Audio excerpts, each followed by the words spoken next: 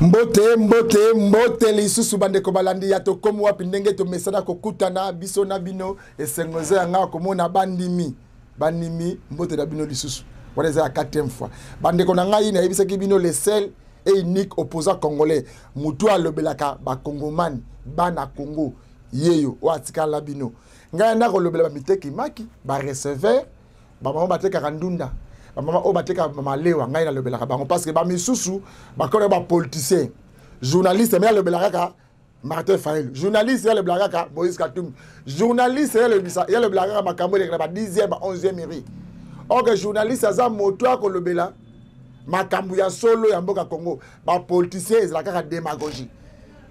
tango bandeko ba sangani ba députés nationaux na yebisa kabino ke na assemblée nationale batu mingi baza kuna bazana souci peuple congolais te maintenant basangani pour la motion de censure contre le ministre de l'économie Nathalie na bi ministre oyo alinga sangana peuple congolais atekaka malewa ndenge ba panzaka biloko na ndenge ba bengana kaina zandu awa likolo ya faveur ya bendien oyo bango batekaka madesu ne ba limitation ba supermarché malewa comme otekama ba panzaka bango te mais abiso ba mongo ya zolo bazo panza bango mikolo baso kula libanda mais or que biso na Congo to tangi to koli na mboka ba malewa wana to koli na mbonga mapa boni ministre économie oyo akoko tambola na vision makonza mboka te makonza mboka le ba kosala na ba congolais ba millionnaire nanzela nini nanzela ministre économie ba députés nationaux eza ba o biso voter ba ke le lobela biso tango ba bengi so yeboko ya et comme politique OK yo sikoyo sala parlement na yo na kati ya bureau na yo o expliquer ba na mboka Congo ne ba député ba sangane ba biete ministre o économie fo ayawa na assemblée nationale et pas ba représenter un peuple congolais parce que ministre azaka nommé ministre azaka nommé na sentiment à population té na consentement peuple congolais et ba peuple nyos ba ministre bazaka nommé na sentiment et ba groupe et ba parti politique na ba président na bango ba député bazali wana na sentiment à population olinga te biso te votaka bango mais yo ministre ozala esprit ya ko servir peuple et c'est la rapidité mais député azanango soka salite population ebi adresse anda kuna yo ministre et c'est bien ba ministre population e ba anda kuna bino e ba mbongo bozwaka e ba prime bozwaka rien quand ba bengi sible no boy pour mes até yango mokolo ya lelo to kendaki kuna na imika bomona lisanga ya ba yimboka ba mouvement citoyen ba lobby ba ko soutenir morceau de censure contre le ministre de l'économie ba keti musika ba que ministre otikela na mikolo o démissionner otika bonga wana parce que le ministère de l'économie c'est ba congolais et ça yotanga ga classe pour le ministre de l'économie éternellement té ba congolais ba capable de servir mboka Congo bazali lelo kaka lelo bokolanda pe ba congolais musa mutia malamu ba kendeki na kata wenzi ko sensibiliser population à Congo pour la motion de censure contre le ministre de l'économie bota ba mama zandu ba mama ndenge bazo sepela misu baza ko lela ministre oyo appauvri be ba congolais enrichi ba paya malgré le fait que ba député les baza corrompu na mboka ba paya OK ne kolanda pour muta sur le supermarché aux autorisations de bâtir autorisation de ouverture wapi muta sur le supermarché ba futa ba mbongo ba taxe économie nationale mais ministre ozo ba la makambo nini autorisation wana de bâtir le supermarché député m'ta kopesa bana Congo il faut faire la mise ministre esprit managérial les athées esprit créativité exacte esprit gourmandisme yo zu poste le ministre lias sur monga l'état congolais ozu 20 millions de dollars ministre de l'économie 20 millions ya ba congolais ba peso na ba pied eza mbongo ya l'état eza mbongo ya masse l'état pesio eza mbongo ba ya Congo ou la trésor public pour te ba congolais ba li malam mbongo eza wapi on expliquer biso la lettre te on conseille la biso pour de prester on expliquer biso na assemblée nationale ndenge miboko ekomi na zolo ba boye na yebi Congo na yebi constitution mboko wa ngai so yebi yango te ozo ebonga oyo par intermédiaire ça retard constitution talio on expliquer biso na près de prester on compose ba mbongo et pas journaliste était non pas communicateur ba union du diable parce que biso bundaki a pour bossa la so ba union bossa wana te union contre nature boza wana pour servir ba poche ba famille na bino no Congo union sacrée boza pona nini ba keso ça union sacrée wana to ko pola très bien na kata stade et le monsieur atata wana ko tala biso pena yo pena de 5 peut pour là parce que ozana pena ko profit ba peuple congolais ko yiba bande tanga mobuti lelo yo yiba ka yo tortiaka mboka okoma riche osome mituka osome ba immeuble ba ndaba ba poto mboka Congo tala ita Congo zotika na nzela malonga ezate courant malonga ezate insécurité epai yo zaka malamu bolanda de ça na imika bolanda déclaration ya bana Congo bana somi ekolo Congo ne ba cette déclaration contre makambo yo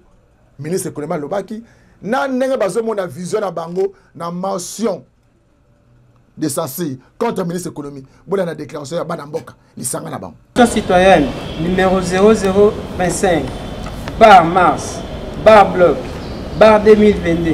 du 28 mars 2022, relative à la pétition initiée contre les ministres de l'économie nationale. Le bloc des activistes du changement, bloc RDC, ainsi, constate avec indignation profonde que malgré l'avènement de la première alternance, notre peuple continue toujours à sombrer dans la misère. Aux oreilles bouchées de ses représentants regroupés dans une assemblée nationale passive et tournée vers l'avarice, abandonnant ainsi la vedette à l'inspection générale des finances. Depuis la sortie de l'Union sacrée, les ententes prioritaires qu'a exprimé le peuple face à ses dirigeants sont réduites au cadet des petits soucis de ces derniers, privilégiant ainsi les intérêts obscurs. Il s'observe ainsi une démagogie déguisée en action salutaire, s'appuyant sur un populisme aveugle, tendant à créer un climat d'espoir dans les esprits des Congolais, alors que ce sont des canulars dans les fonds. Profitant de la fébrilité de certains parlementaires recrutés au sein de l'union dite sacrée de la nation, 5 est le pourcentage des ministres du gouvernement qui se font passer des warriors, qui tentent de se distinguer par des actions peu discutables, alors que dans le passé, un camp politique était pointé du doigt comme constituant un frein opaque à la matérialisation de la vision du chef de l'État, le peuple d'abord. Mais hélas, à titre illustratif, le dit warrior de l'économie nationale a brûlé par l'absentéisme criant à travers les initiatives avaristes sans une prise en main réelle des réalités intrinsèques de notre tissu économique. Fort de ce qui précède, nous, activistes des mouvements citoyens regroupés au sein du bloc des activistes du changement, rappelons aux Congolaises et Congolais que 1. En 2021, se faisant passer pour un socialiste, le warrior s'est engagé dans la lutte pour la baisse excessive du prix des billets d'avion au niveau local. Ceci a débouché à une banqueroute tactique et précipitée de plusieurs compagnies d'aviation œuvrant en République démocratique du Congo, ainsi avec de très mauvaises conditions de voyage. En décembre de la même année, le ministre Jean-Marie Kalumba a fait consommer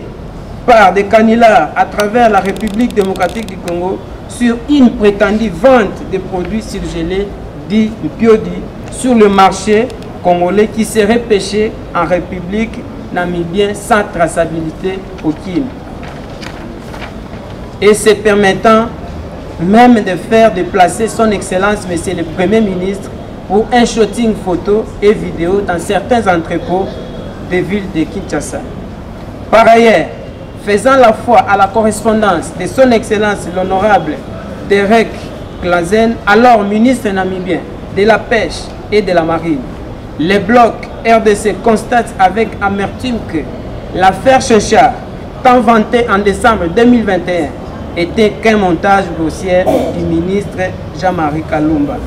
et aussi un manque de respect à l'endroit de son Excellence Monsieur le Premier ministre et qui mérite réparation. Tout en soutenant la pétition initiée par une frange de députés nationaux, le bloc RDC dénonce et condamne avec la dernière énergie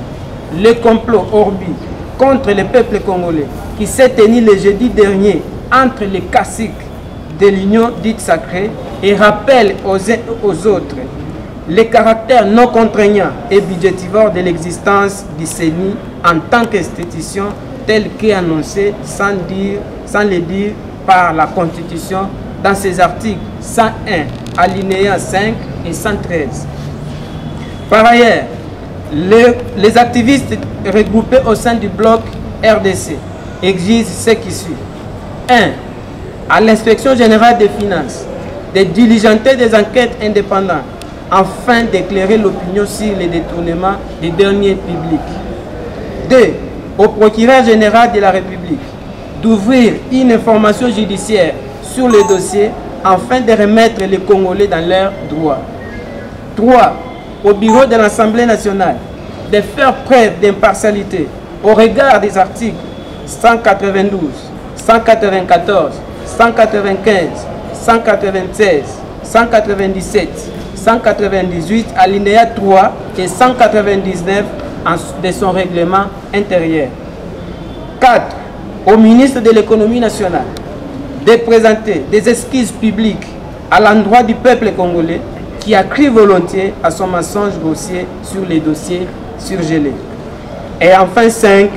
La démission immédiate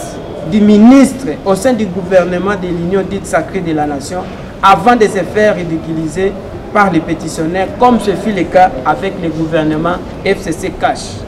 Que vive le bloc RDC, que vive la République démocratique du Congo, que vive la lutte citoyenne, nous vous remercions. Ometaki biso changement na social ya bayi congolais mais kino lelo tomoni changement wana te na lukuta o bango bazali kosalela na kati ya gouvernement na biso yango tokokende na lombango mpona kosenga ye biloko oyo mitano eloko ya liboso tozali kosenga na IGF mpona kosala enquête na mayematali produit surgelé na yango tokei mpe kosenga na assemblée nationale ya mboka na biso akende na kotia misu na baarticle oyo ezali kolanda article 192, 194, 195, 196, 197 na article 198 ya constitution na biso mpona kolandela lolenge oyo baarticle wana ezali kointerpele bango mpo basala mosala lolenge esengeli na ye moko ministre national ya économie tozali kosenga ye asenga lisusu kolimbisi na biso bayi congolais mpe adémissionné na poste ya ministre ya économie na lombango nyonso mpe tokosenga na bayi congolais nyonso bazala mobiliser tokangama biso nyonso tozala liboke moko mpona kotindika ye na porte ya kobimela na gouvernement ya Sama Lukonde na yango tokosukisa mpona mpe kointerpele président ya Sénat oyo azali kotia yumbe entre ensemble na kati ya Assemblée nationale na komena saka président ya Assemblée nationale mwana mboka citoyen Mboso mpona koyebisa ye ete soki andimi pétition oyo ekoti na Assemblée nationale ye na badepute na ye bakosala mpe pétition contre ye mpo balongola ye na sommet ya Assemblée nationale biso nyonso lokola mutu moko tozali elongo mpona kobundisa bayini ya mboka na biso Congo na baye baza na kati ya gouvernement ya mboka na biso bakosala mosala lolenge esengeli te mpona biso baactiviste ya bloc du changement que vive la RDC. Ndeko na ngai bomoni ya na yebiseke bilonga na telemi parce que drapeau ya mboka eza menacé, Congo eza menacé. 20 millions de dollars oyo ekendaki Namibia eza wapi esali mpe nini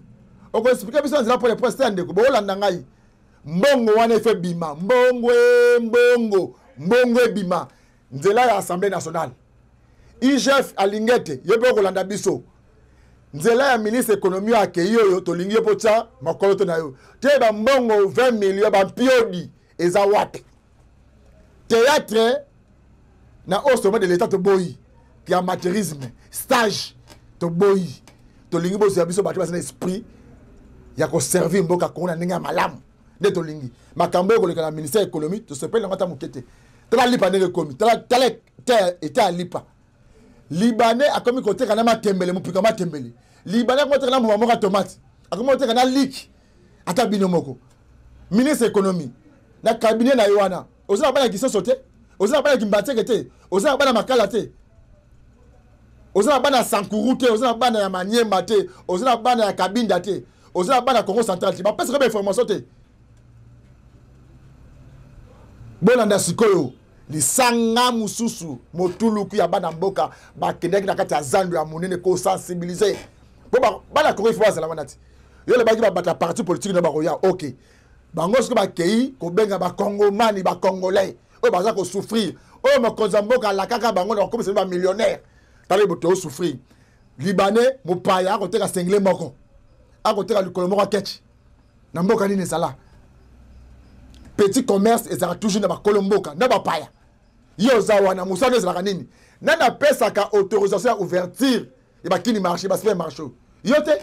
nana que zo wa taxi nango boni ko sa population bo peuple congolais faut font la mise o ezali tango opposant congolais ko le bana bino na libo landa siko descente ya bana mboka ba congolais o ba kete ko na zande ya monene ko sensibiliser po ba ko zala na mo jouer motion de censure ba zala ba soutenir ba député o ba ko ba fotaka parce que yo ministre ba fota ote ba tia na sentiment mutu moko boy ba to ba sangani ba fandi un groupe de gens ba tia wana pour servir mboka Congo bango ba député ba za voter la sima na bango base ezali place ozala ba habiter mais ozawana carburant l'état ozanango ba policier à l'état ndaku ya l'état oli à l'état bana message sur l'état mais au servir peuple congolais mais bon la nation descente ya batemite ya malamu ya mboka Congo ba ko sensibiliser ba ko ba ya pa di peuple ba ko soutenir ba député ba comprendre ba comme les autres na travers ministère économie koyana ye awa na ye koloba te ke toza na bana 36 mibale baza ba bébé te na ye na liloba mususu liloba na ye lilelo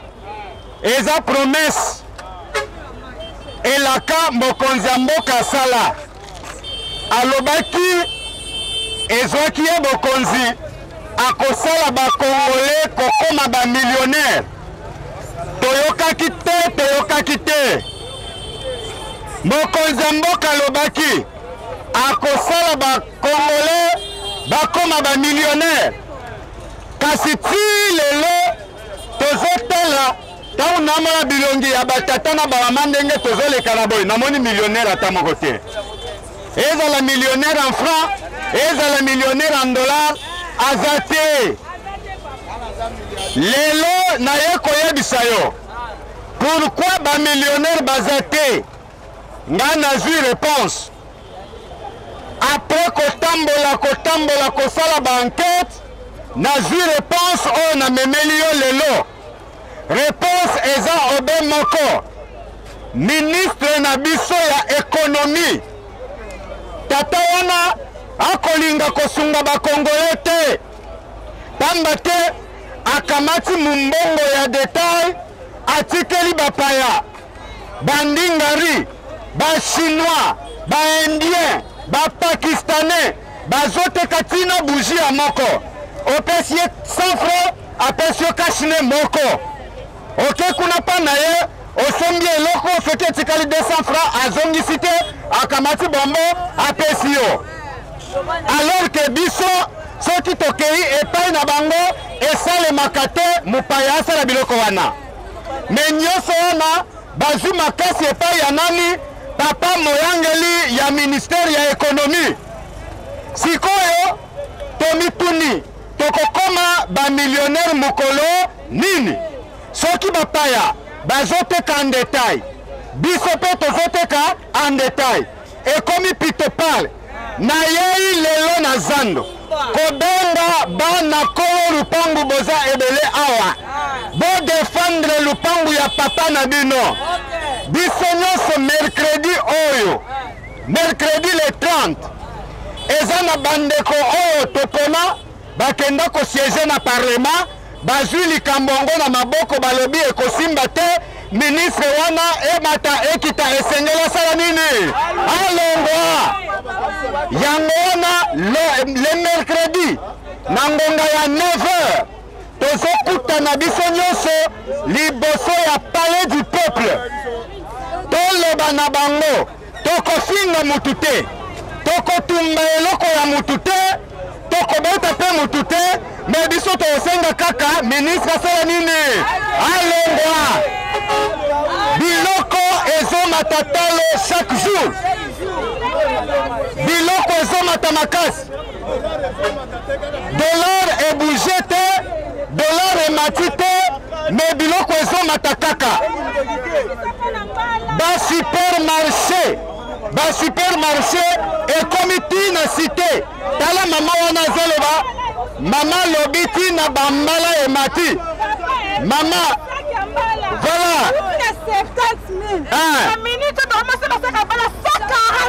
voilà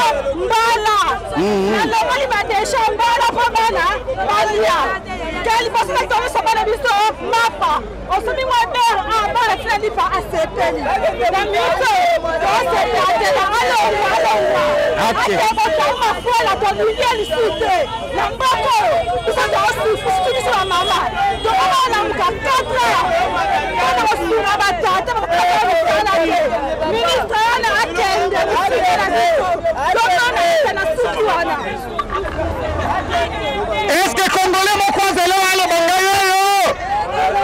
est-ce que Congolais mokwaza leo ayabi sanga ngayo loba na zamana kolo lupangu ministre ya économie fasala nini ministre ya économie asala nini mercredi oyo na ngonga ya 9h mercredi na ngonga ya 9h eza na ndambu ya badepute nationaux oyo bayokaki mbela ya peuple bayoki mbela ya peuple balobi tokoti makambo yango esengeli na ministre wana aya koexplike biso mbongo ya Thomson ekei wapi bayebisaki biso tokolia Thomson na 1 kilo na 2000 francs nani asomba Thomson na 2000 francs 1 kilo soki kanda kala te yango wana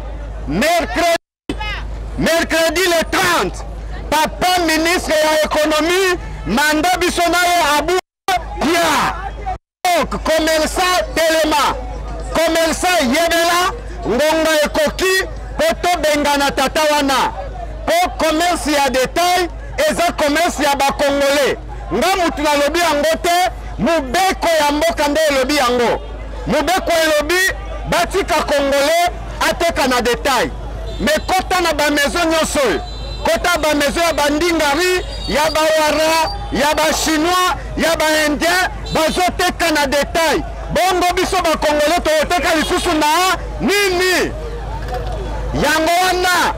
totelema biso nyonso mercredi ministre wana akoya na parlement tokende kosenga départ na ye po azosunga mokonzi ya mboka te aza monguna na biso biloko ezomata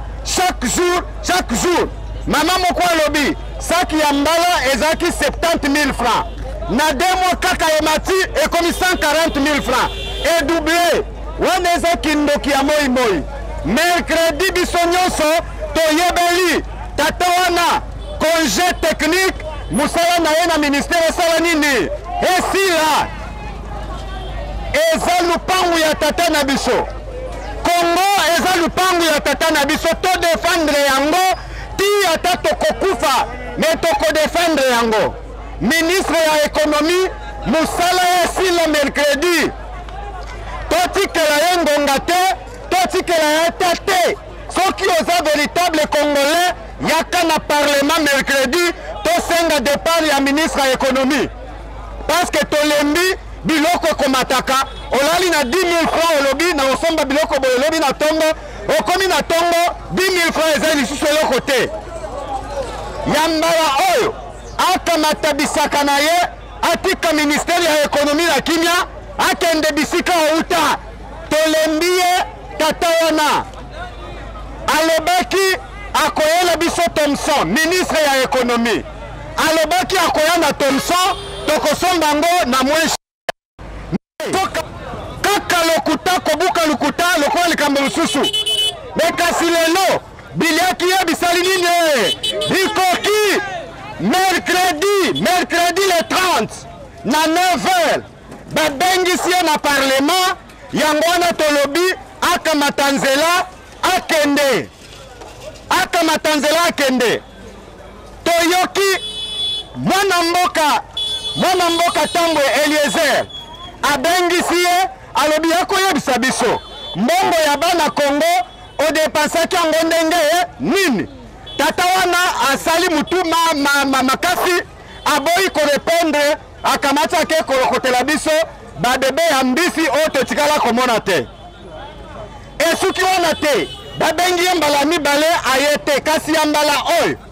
biso nyonso nsima ya ndeko Eliezer Tambwe na badepute mosusu oyo baponi kobenga na ye donc ye ndenge aza wana mosala esala nini esila commerçant telema chayer telema tokende na parlement mercredi départ ya ministre ya économie toloba akende batika ye ata moke te dollar emati te dollar ezaka place ezalaki siko biloko ezomata na lolenge nini tata ministre biloko ezomata ndenge nini yango wana tobengi bakomersan nyonso ozala commerçant te likambo oyo etali biso nyonso parce que commerçant asalaka mosala na ye me biso tokendaka kosomba epai ya commerçant soki bapaya bazomonisa commerçant pasi elingi koloba ete biso mpe ntango tokende osomba epai ya commerçant tosomba na chere mbula nini tokokoma bamillionnaire ekozala na mbula nini papa ministre azotambola na jeep climatisé azozwa bakomission basupermarché ekomi na bakalite nyonso moye bamama ya malewa bateka eza lisusu te mpo na basupermarché bakomi oteka morso ya likayabu bazoteka morso ya kwanga na buli ya fufu eteba ngonga ekoki bandeko soki oyoki mbela oyo oza véritablement congolais telema mercredi tosenga départ ya ministre ya économie mercredi le 30 na 9h liboso ya parlement tokobeta na biso mutu te tokofinga mpe mutu te tokotumba eloko ya mutu te me bosenga na biso obe moko bolongolela biso ministre ya économie azosala eloko te tozomona mosala ya ministre ya économie te biloko ezomata bapampers emati bamiliki emati basucre emati akutaki sucre oyo na 9500 francs lelo sucre pumbwe totelema tobundisa ye ti akotika ministère wana mercredi oyo eza jour mosusu te bamama bacommerçante bapapa bacommerçant boye koloba lisusu te botalela biso likambo oyo ngonga yango oyo botelemi ndenge biso nyonso totelemi awa toke kolongola ye na kiti wana ya bokonzi ministre ya économie il faut alongwa mercredi oyo alinga te mercredi na 9h biso nyonso na parlement tozosenga départ na ye moye totika ye lisusu eza te alakisi mutema mabe na ye ministre ya économie biloko ezomata talo chaque jour bapaya bakomi koteka na detail lokola bana mboka bongo bana mboka bakosuka wapi tokotika ye te soki tolobi ebandi lelo te donc tokondima tozala babola mpo na libela toteleme tobundisa ye atika ministère na biso ya économie bapesa moto oyo akubeli musala asala musala malamu. Tala lelo malgré aza ministre bino moko boza na zandu awa bozomona te ndenge biloko ezomata, bozomona te ndenge ezomata. Awa toye kobanga bureau d'été, bureau 3 pe ezalaka, bureau 4 pe ezali. Mais eloko toye lawa ministre ya économie, ministre ya économie akoka musala te. Lelo akolongwa ministre ya économie soki biso to décider alongwa akolongwa. Mais jour J ezande mercredi na 9h na palais du peuple yambala oyo babenga ye déjà 2 fois aboyi koyanola. Mais yambala oyo ekomi akolongola ye mercredi na 9h motion ezali contre ye. Esengeli na biso ba commerçant to soutenir motion wana alongwa. Biloko ezomata mais dollar ematite biloko ezomata ndenge nini. Azolia mbongo ya l'État, azolia ba commission na kati ya ba supermarché bazotonga na ba quartier ya lié ba commission abomi ba kope nyonso ya ba chayer ekufi, ba kope ba mama malewa ekufi, ba kope ya batu ya zando ekufi parce que ya liaka ba commission. Ngonga ya kolongola ministre wana esali nini ebelemi. Mercredi le 30 mars 2022 na 9h biso nyonso na palais du peuple kosenga badepute bolongolela biso tata oyo ya ministre ya économie azokoka musala te ayaki mpo asala kaka kope na ye. Bakope wana tokotika lisusu te esimba.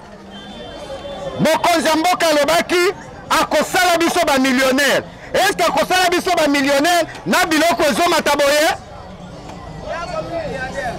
Lelo tosengi na bana mboka nyonso tata mama elenge telema mercredi tokutani na parlement na 9h. Tata ministre wana babengisi na parlement biso tokendeka koyebisa badepute bosala nini bolongola ye atiola nanu atikela biso atika lupangu ya tata eza ya ye moko te batia mutu mosusu oyo azokoka kameme musala. Biloko nyonso ezomata biloko ezomata tal me mama wana azofela eloko te. Aza ministre oyo awuti epa baati FDC baati depuis azala ministre atalaka na économie ayebi nene économie nde bayibaka bendio baosaka na biso mpona baati lukwebwe ngana oloba ngo eza ya solo bavandaki réunion babimisi badepute baati balobini baprotege ministre économie mpona awuti na FDC eza vrai sere akende ministre économie akende papa sori na kati ya mboka bato bazosila kokufa likolo ya mbongo talanga sikoyo nalinga nakuna mobali na ngungo mobali aza na koma kozangisa mbongo na bango baye kokutaka mwa mbongo bafonctionnaire bazozwa na ndenge baye bakomi kokata na nani salaire de base eza te bandako babimisi biso na hôpital balingi koyama biso te mpona ntina gouvernement moko ekufa epola bango bayeka mpona ntina ya intérêt na bango bayebi biso population te bayebi biso ata tozokufa koleka oyo ezalaka wana me tolobaki totia mwana mboka mpo biso tosepela bongo mwana mboka ye liso koboma biso aza ata na boningo na biso te aza na suivi na eloko moko te. Bien sûr estce nyonso oyo biso tozovivre ye ayoka yango te ye azali koyoka azali kosalaka semblant azokendeka kosala likolo bongo na se babanaka nanu makambo fondation ebanaka na se bongo ekende likolo. Voilà mama banda ministre wana akoti na musala yo si otie provision na ndako ya osombi biloko na sac papa ngana no salaire baraka ya côté salaire ezate ngana kotia provision na nini nzala bana tonga wana te loko moko te mwana pe moya kokota classe ezate provision saka fufu ekomi na 150 ekola fufu ekomi na 1500 bongo na kosoma na nini olingi bango nyonso balonga loba sikoyo olingi ministre wana ya économie akozala na parlement mercredi yo osengi nini na badepute mpo na ministre ya économie wana biso nyonso tozoya kuna ota batransfer na nzela tala lipa ya 500 tala lipa ya 500 biso tozoya alongo yaye napone intero ya ndako na yele famille azale intero ya bato te tala lipa ya 500 oyo yokopesa mwana oyo apone. Ok, merci beaucoup. Papa Mbote. Papa, yo le bini pour la makambo ya ministre ya économie. En tout cas, ministre de l'économie de Baye, Azar le Kouta, Tatamo et le Kouta au Saranati. Ça fait maintenant 3 ans, plus de 3 ans, Félix a le pouvoir. Il y a un mouton qui s'appelle pouvoir, il y a Félix. Donc, mouton, il faut l'ongwa. Biso peuple, tous les bateaux, tous les bateaux sont comme ça. Kalumba, à cause de Biso, il y a Thompson, il y a Banini. Il y a beaucoup de Thompson, il y a beaucoup de Thompson. Mutuale va longa, on a le na du papier, so to ya kuna. Alfa longwa, comme les asso kalumba tonel. Alongwa. Aso mérité ko ta ministre économique. Moko le go su le go mataboité. Alongwa. Bango ba so goma, biso pour Félix. Est-ce que mercredi, parce que babengi si na parlement mercredi, parce que babengi saki mbala liboso aya ko expliquer ayete. Mercredi babengi po na kolongola ye, yo lobini no kozala. Mais c'est un rebelle. Azo boya boyana babengi la ba convoquer. Alors le col balingi balongola ye. Biso peuple tout ça. OK, d'accord, faut longwa. Azana niveau ya kosimba économie en bokati. Devant longwa kende. Voilà pour ça na Merci. Maman. Oh tata, yo lobini makambo ya ministre ya économie nde ezali awa, il faut alongwa mercredi yo lobini. Bon, biso to za posa penza po akoki na eloko. Sino mo bozo tango bozo mona. Eloko na mboka ekoma lelo emati. Lobi emati donc tozo comprendre te. Tina na ba tia wana a na ba tia sa ya kusala nini. Eloko moko azozwa solution moko azozwa te. Ministre to bana mo ba ministre azotambola azovérifier na ba place na ba biloko ezotekama azokende pa azozwa solution yango. Boye bana ba tia ye. Avanda na eta tendance ekipaka te eloko moko te biloko ezobata tourner. Bon, tonya pa posa na pa ande ba alungwa tika na place voilà.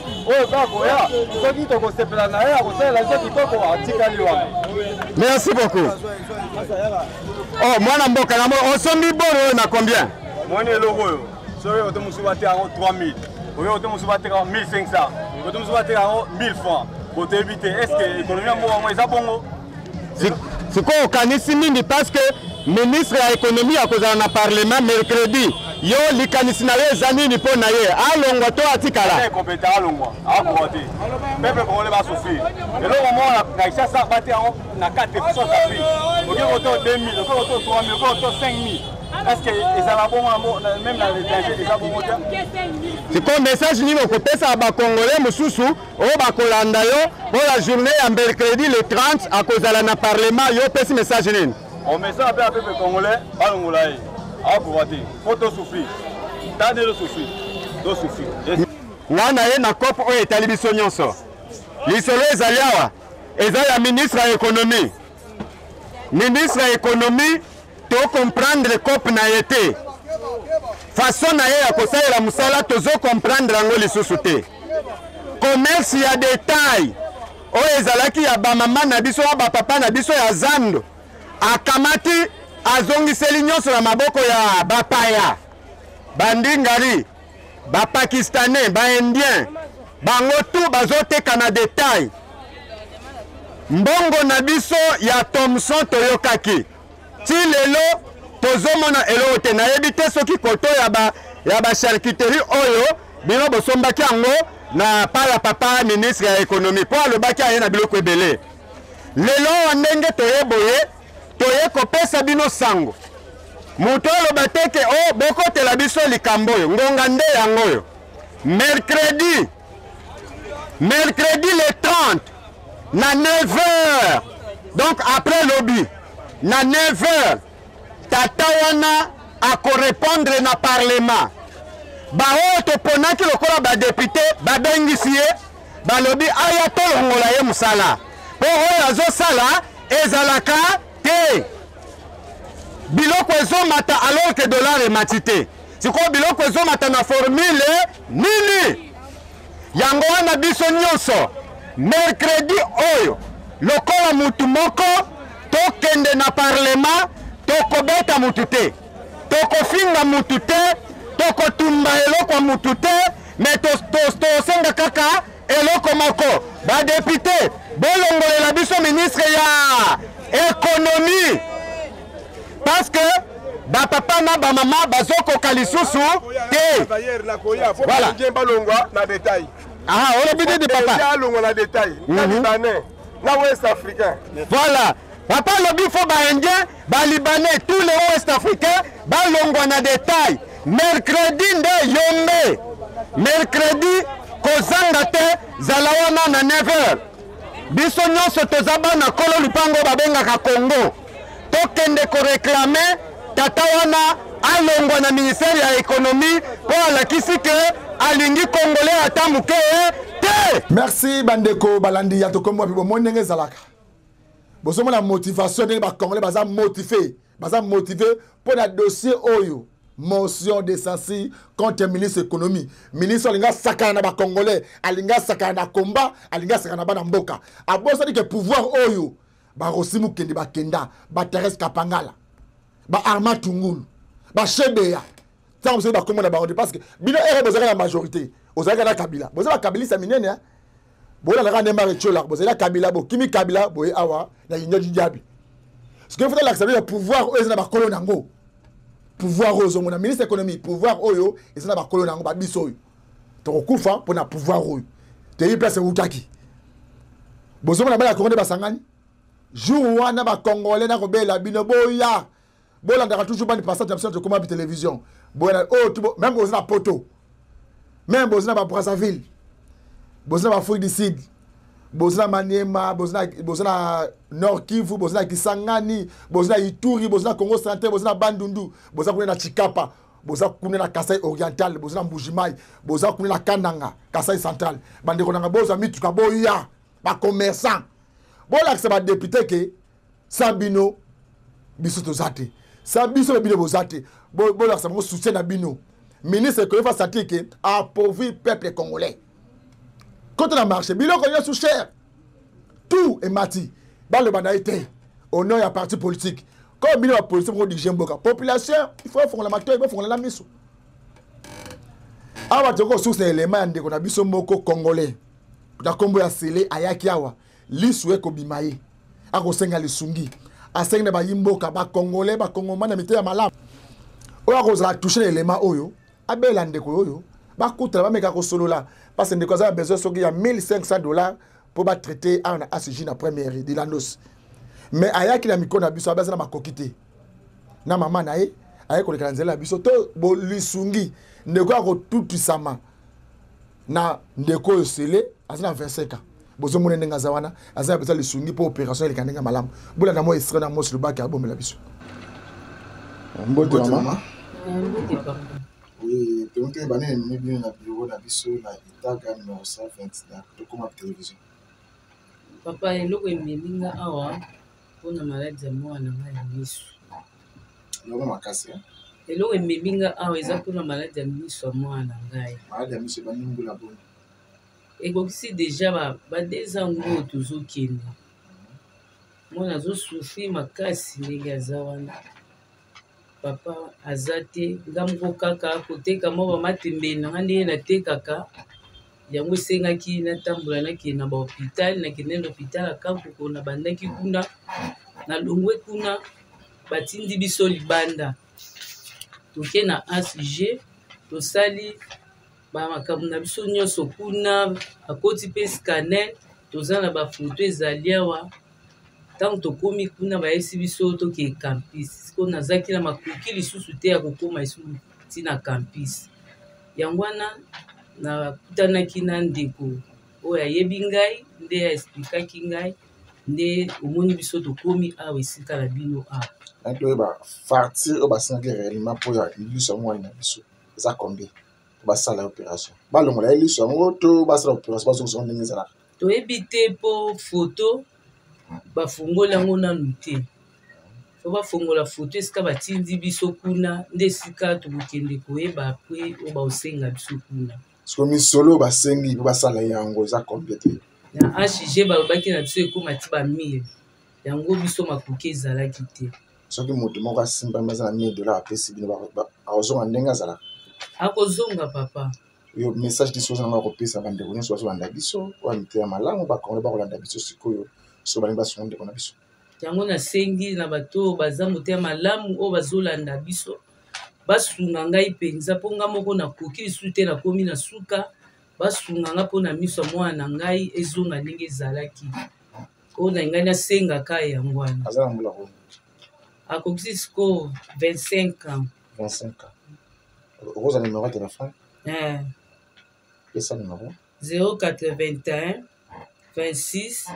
202 83 na suka bandela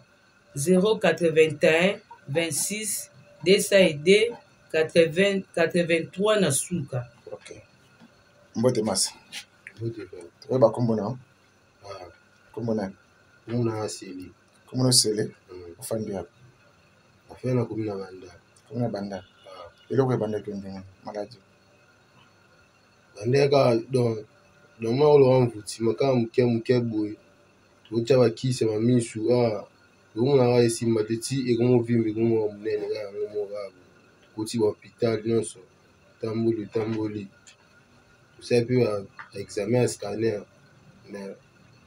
ndeso na campus au moyen de kuna izati do me asuki ese liso ngozomona nango izomona emona flu so baba ni so basira opération komona malamu so sengo opération izonga na kati baba ineza cancer ezani timer te eza misunima boye ezo puissant émission libanda otaka na kati ya scanner misunima na puissant émission libanda parce yo okoza na mbula boni 25 ans bandeko bazolanda biso sikoyo yo moko osala mbela parce que oza congolais ministre ya santé ya mboka kongo akolanda ministre affaires sociales ministre ya action humanitaire akolanda parce yo moko atake congolais likambo ekweli nazoma mai ndenge kobima sala message fort na bakonzi ya mboka oyo bakolanda biso sikoyo tala bango sala ndeko tala bango sikoyo yo moko loba tanga bango na bakombo même président de la république mais première dame maman Olive baza na tanga bango na bakombo yo sa nous sur la sona bango même président même maman Olive Lembe même ministre to senga ko sunga biso pour comme na suka moi ezate mo basenga ki biso esenga mbongo ebele mais moi ezate